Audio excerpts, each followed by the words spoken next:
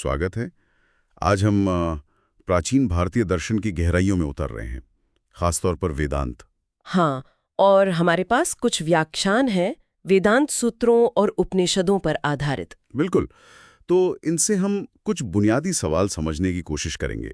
जी। जैसे परमात्मा, मतलब जो परम सत्य है, वो असल में है क्या? और उसका जीवात्मा यानी हम सब से क्या रिश्ता है।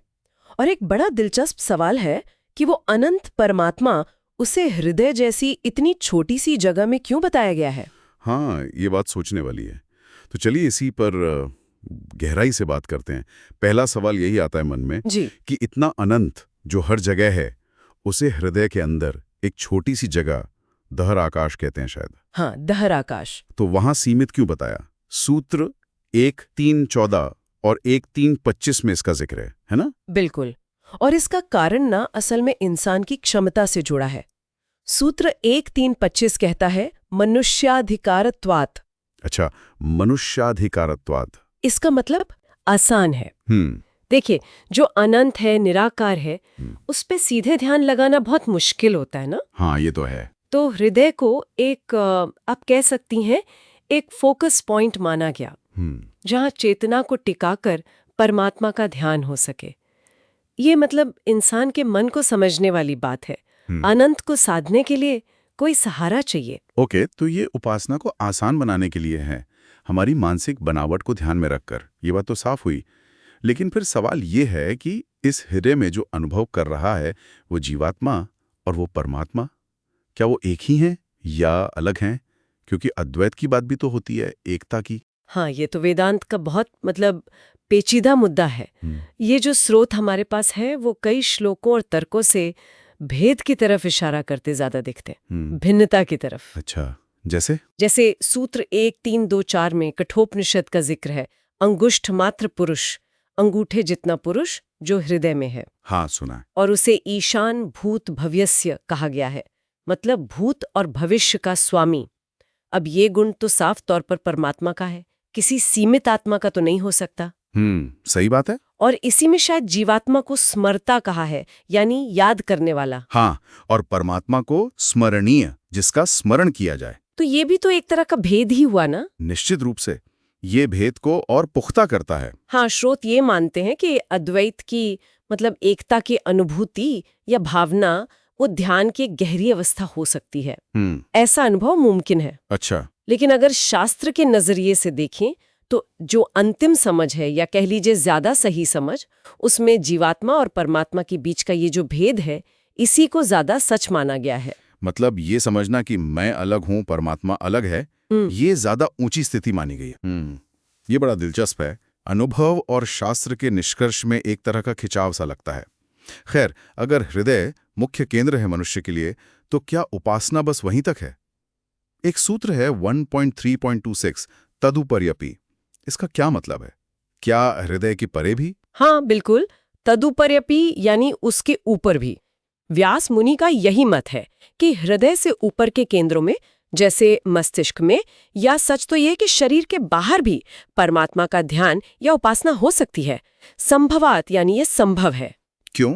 क्योंकि परमात्मा तो हर जगह है ना, वो किसी एक जगह बंधा हुआ थोड़ी नहीं है।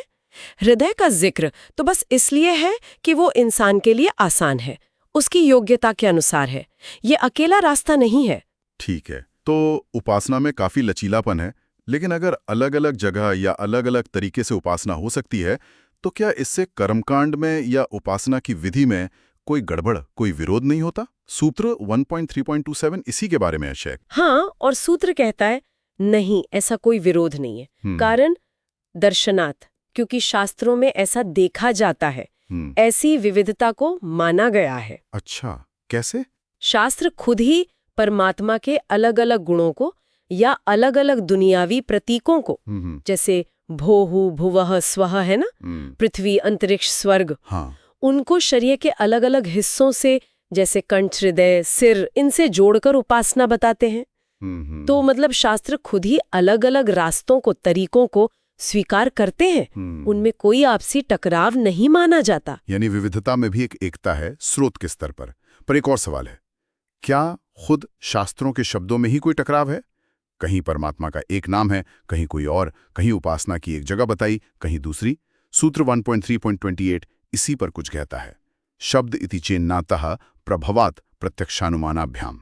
ये थोड़ा मुश्किल लग रहा है। हाँ, इसका मतलब ये है कि अगर ये शंका उठे कि शब्दों या नामों में भेद है, तो उसका जवाब है नहीं, ये वास्तविक विरोध नहीं है। क्यों?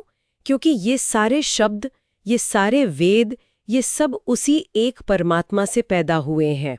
अतः प्रभवात, स्रोत एक ही है। अच्छा, सबका ओरिजिन एक ही है। बिल्कुल। और इसका सबूत प्रत्यक्ष यानी खुद वेद के वचन, जैसे ऋग्वेद का उदाहरण दिया है, और अनुमान यानी स्मृति ग्रंथ, जैसे मनुस्मृति का जिक्र है, दोनों में मिलता है। तो जब सबका स्रोत एक ही परम सत्य है, तो ये अलग अलग नाम और वर्णन बस उसी एक की तरफ अलग अलग एंगल से इशारा कर रहे हैं। ये आपस में विरोधी नहीं है। और क्या इसी वजह से कि वो परमात्मा से निकले, वेदों को नित्य मतलब हमेशा रहने वाला माना गया है? सूत्र 1.3.2.9 अतः एवच नित्यत्व। बिल्कुल, क्योंकि वेद परमात्मा से ही निकले हैं, उसी के ज्ञान के रूप हैं, इसलिए उन्हें नित्य माना जाता है। देखिए, दुनिया बनती है, बिगड़ती है, वेद भी प्रकट होते हैं, कभी लुप्त हो जाते हैं, लेकिन परमात्मा के ज्ञान में वो हमेशा मौजूद रहते हैं। उनका जो सार है वो शाश्वत है।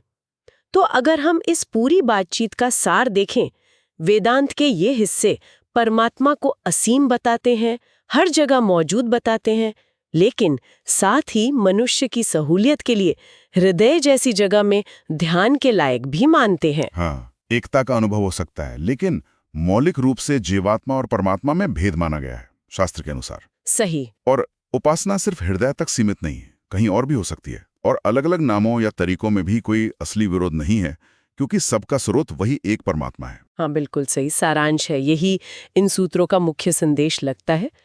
तो यहाँ एक बात सोचने के लिए छोड़ जाते हैं।